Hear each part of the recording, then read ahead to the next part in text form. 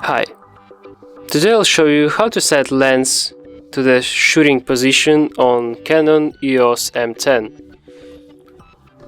So what do we need to do?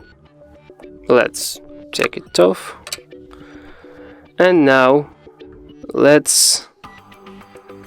we need to hold the thing like this and move it. So yeah, as you can see, our lens is ready now, so we can make a photo. Let's check it out. Yeah, as you can see, we can take a photo now. If you want to put it back, all what you need to do is just hold the thing again and move it to this position.